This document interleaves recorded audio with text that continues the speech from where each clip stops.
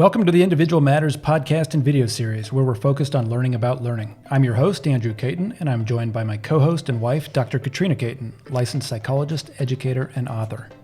Hello, everyone. Thanks for joining us. We're continuing our series on executive functioning. Today, we'll talk about rewards and reinforcers. This is the fourth R in our 5R solutions for everyday living. Just to recap, executive functioning includes the get-it-done skills for life. These include things like activation, organization and planning, working memory, self-control and focus, cognitive flexibility, as well as the final lap. In previous episodes, we took a look at reframing and redefining, then reducing, and then rhythm and routine.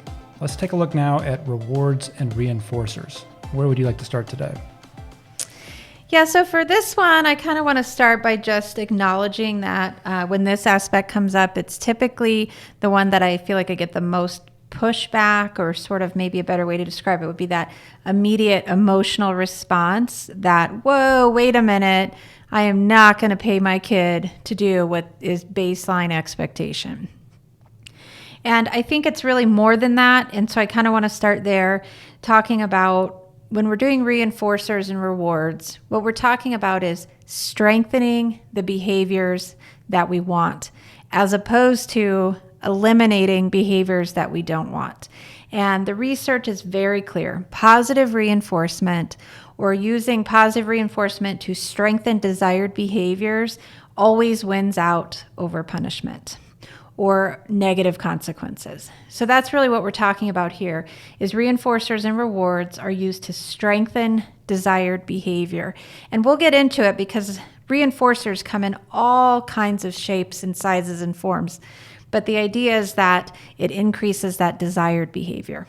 So we're looking at helping kids develop skills for getting things done, setting goals, doing what they need to do to get ready for school, or how to shift when they get home, and all those kinds of things.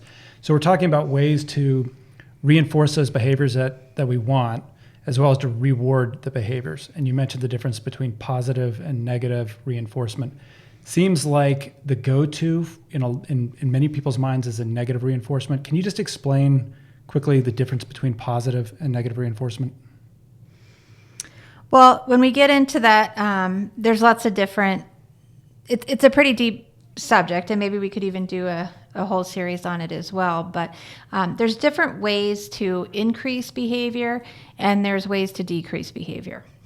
Today, we are focused mostly on, or I should say only on, what is the desired behavior and how do I strengthen it? And so that's where positive reinforcement comes in.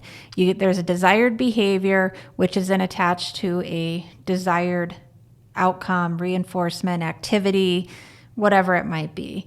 And so as we're going through these, I want you to be thinking about what are the behaviors that I want to see more of, or what are the strengths and skills I want to see more of. So you really, as a parent, or even if you're thinking about yourself as you're listening to this, is what do I want as opposed to what do I don't want? And so we're talking about how can we use a reinforcer to get more of what we want. Okay, I think that makes sense. Do you want to talk a little bit about the types of reinforcers that tend to work with kids, or I guess all ages for that matter? Yeah, so as adults, we set these up for ourselves oftentimes. You can think about yourself, okay, I'm going to go on this vacation. You know, you kind of have it hanging out there and kind of helps you get through a tough week because you know you're heading out on Friday or whatever it might be. But anyway, so the types of reinforcers, there's lots of different ones. There's the most obvious, which is edible. An M&M, you do what you want, you get an M&M, something like that, or eat all your dinner and you get ice cream. So there's the edible ones. So is dessert after dinner, is that like a positive reinforcement? Is that what you mean? Yeah, so if dessert, it depends on whether or not you eat that broccoli, then the ice cream is the reinforcer for eating your broccoli, or the reward. So edible, the next one is sensory. So a reinforcer can just be a sensory experience. I know for myself, if I've got a lot of reports to write or a lot of notes to do, I'll really push through and get those done so that I can have my 1 hour, what I like to call meta nap afterwards, where I kind of do a meditation and relax. But it's a sensory experience that's recharging for me, and we'll talk more about those next week too. But it's a sensory experience that I set up to reinforce the things that I need to get done. Another one is tangible. So something like putting a marble in a jar once everything's complete would be a tangible reward. If you get to go to the dollar store and pick out a new toy, that's a tangible reward. You can also use activities to reinforce. That could be any activity of interest. It doesn't even have to cost money. I would say that's the other piece that is sometimes a barrier, is we think that rewards have to be expensive or cost money.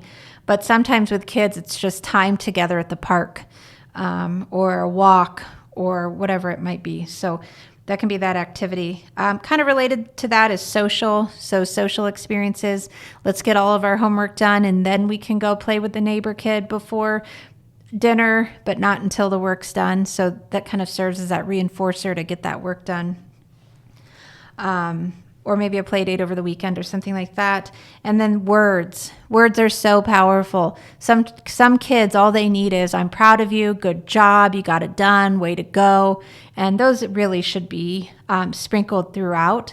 But for people whose love language is words, if they don't hear those words, then all the other reinforcers just don't have as much meaning and power as, I'm proud of you, great job, you're amazing. Now, quick question for you. You'd mentioned love languages. What are those, just very quickly, and how does that relate to this? Yeah, so the love languages are the ways that we express and experience love. And there's 5 that are typically thought of, and there's some great literature out there about this, and I'm sure many of you have looked into this.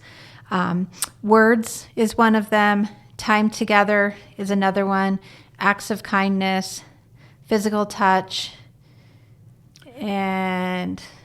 Yeah, I'm kind of spacing on the other one right now. Yeah. But we've talked about these before, and it seems to me that it makes sense that it would be much more rewarding to have something that you really enjoy as the driver or as the reward after you get done with an activity or after you reach a goal than something hanging over you as a punishment. It's just it's a much lighter feel than a sort of heavier punitive feel. So it makes sense that kids would like that. And I think adults, we forget how much. I know in working with adult clients on executive function issues, they often forget, it seems like, to set those rewards and those reinforcers afterwards. It's just, you set a goal for the point of achieving the goal, but we sometimes forget to cue up something or to think of something in advance that can help us celebrate achieving it. Yeah, I think we definitely forget to do that, but it does work. So if you're, training for that 10K and you're trying to collect miles, then put those stickers on the calendar. It's incredibly reinforcing to see how many miles you've run in that sort of visual representation. The other thing is we're also teaching kids skills. So we don't want to be around forever to give the reinforcer. So we're trying to help them understand how to set their own lives up so that they can reward themselves later. And they're much more likely to follow in suit of reinforcers and rewards than punishing themselves because they didn't work for long enough on something later on. So I think it kind of serves both.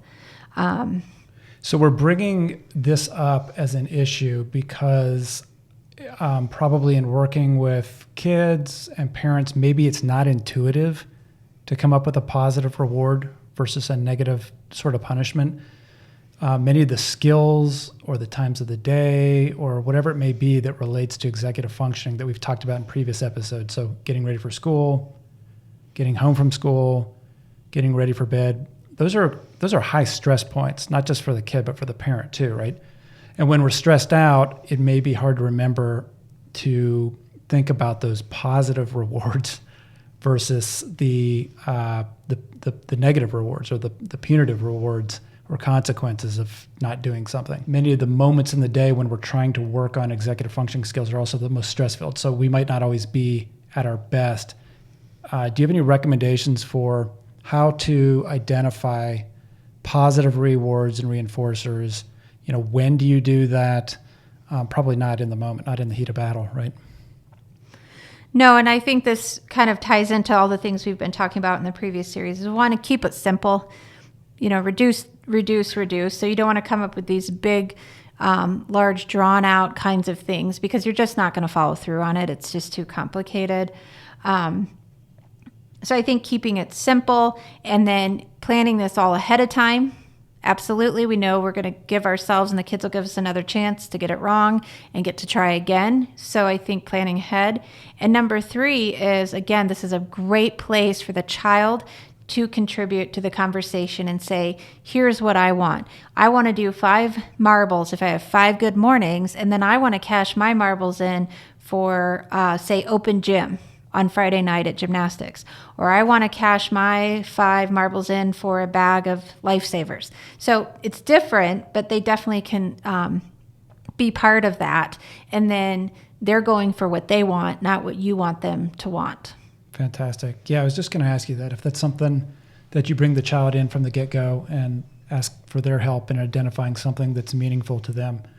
Again, just remembering that all of this is practice for developing skills that they can use themselves, right? So if you teach them, if we're teaching our children to identify positive reinforcers, then as they get older, they can work to do that themselves when they're setting their own goals. Exactly.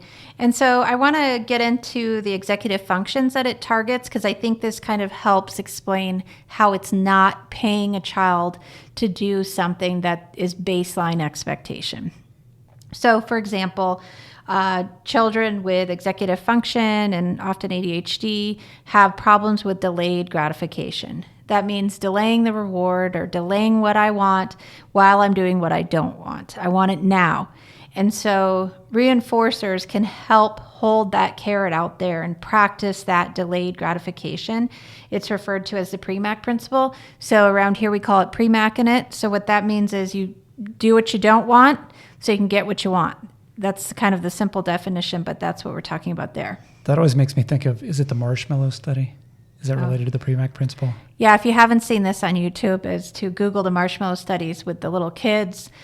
It's so adorable. So it's like 4-year-olds and they're given a marshmallow and they're told if they don't eat it, when the examiner comes back in about 5 or 10 minutes, they can have a second marshmallow. And then, of course, they just film these kids resisting this delicious marshmallow, and some of the kids lick it, some of the kids nibble it and put it down, hoping the examiner won't notice the bottom is a bit off. Some don't touch it at all. Some smell it until the examiner gets back. But it's a really great study to look at, and there's a lot of research since then that Harvard has done with those kids about who's been more successful and in what areas and all of that based on how they behaved at age 4 with the marshmallow. So definitely give that a look that up, and it's great. It's really fantastic. Okay, so you talk about delayed gratification. How else does this help with kiddos who struggle with executive functioning? So the next thing is self-monitoring. So we've talked about that as being one of the executive functions of how am I doing? How do I know? Where am I at? And when you use reinforcers, particularly if they're chunked down to, maybe there's one reinforcer per morning and then the accumulation of a more long-term. So like I was talking about with marbles, each morning you get a marble, then you get 5 marbles total, then you get to cash those in. So it helps with self-monitoring. How am I doing? It also gives a visual of how you're doing and can allow for some conversations about feedback. We didn't get the marble yesterday. What happened? The second or the third one here is closing the loop. So I guess you could also tie this into the final lap. So a lot of people might have trouble, or a lot of kids might have trouble with that final lap, closing the loop, the final step. And this really helps them get all the way to the finish line with then the last one that we're talking about here is sustained effort. So sustaining effort and focus and motivation for something that isn't naturally motivating, it sort of ties those together. It's reinforcing to kind of pull it along and make sure it gets done, but it also marks success. So even though we're calling it rewards and reinforcers, in some ways it's also just a marker of where am I at. So let me give you an example. Let's say I'm a kid, I'm getting ready, I do the checklist in the morning. How do I know my checklist is done? I take a marble out of the jar and stick it in the success jar. So now I've completed the morning routine, and I know I have because I marked it with my marble. So now we've got a marker and a reinforcer that I'm going to cash in for my reward at the end of the week. And now I'm feeling pretty good. I'm feeling confident. I know what I'm doing. The conversations are there.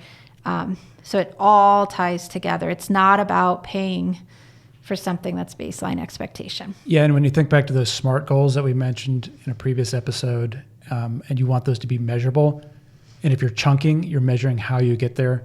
Dropping a marble or a penny in a jar is kind of, it's that dink, it goes right in there, and that says this is done now.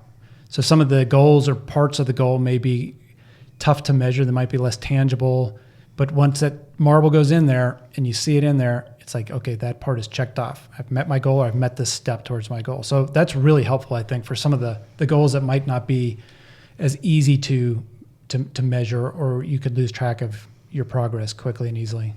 Well, and interestingly, the marble is something I've used with adult clients as well who are working on side projects that don't necessarily have a measurable component, such as like quantitatively, this is when I know I'm done. It's sort of an ongoing, maybe it's a side business or something like that. So one of the things they'll do is use that timer technique that we talked about, where you time it. I'm going to work on it for 25 minutes. And then I got to move on with the other things I've got to get done. But being able to take a marble and put it in a jar every time I work for 25 minutes on my side business, and then at the end of the month, I can look at that and think, whoa, that's a lot of time that I have put into this side business. And I can visually see it, and I can feel good about it, fill my jar up, and then I'm going to go out to dinner with my friends. That's all great information. Let's just briefly recap. We've been talking about the importance of rewards and reinforcers in helping kids develop executive functioning skills. And we said this may be one of the steps most often forgotten in the EF skill building process. So you talked about what is the desired behavior and how does the parent use a reward to motivate and strengthen that behavior in their child. So rewards versus punishments. You also talked about how rewards and reinforcers are valuable for teaching skills with EF deficits because it helps them with delayed gratification. You mentioned the PreMac Principle. It helps with self-monitoring. So kids can ask, how am I doing, or where am I at with this? And you mentioned using marbles and dropping those into a jar so that they can see their progress. You also talked about how this helps with closing the loop, supporting sustained effort or the final lap. And it kind of pulls the student along to task completion and serves as both a marker and a reinforcer. You mentioned how you can bring the child into the process, have them help you identify the reward. Think about something that might be edible, sensory, tangible, maybe an activity they enjoy, or a social activity. And then you also mentioned the value of words and just sifting those into whatever other rewards you use. Some kids just want to hear, I'm proud of you, great job. Is that everything? Yeah, I think that kind of sums it up. So I think a good challenge would be to go talk with your kids and come up with some reinforcers, maybe brainstorm a list of reinforcers that might work for them. And I'd be curious to see what they say. And you might learn a little bit about what their love language is by what they identify as being the things that they want to be their reward. For, say, 5 good mornings, then what do they want? And they might surprise you. Yeah, and check out that marshmallow study too. That's great. Oh, yeah, absolutely. Okay, that is it for us today. As always, you can find more information as well as resources on our website, individualmatters.org. And we hope you'll join us for the next segment, Recharge and Review, where we'll continue to take a positive and solution-focused look at potential EF problems and strategies for skill building.